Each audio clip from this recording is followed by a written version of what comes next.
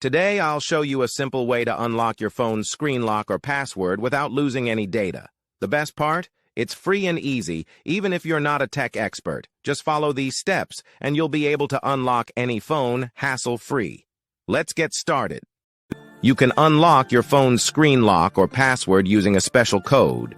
You will need to press on emergency call, and then you must enter a code. This code is unique to each type of phone and is provided by the phone manufacturer. In this video, we're using a code that works specifically for the type of phone we're demonstrating. Here's how you can get the code. Visit this website that provides unlock codes for free using a unique method. And that's it.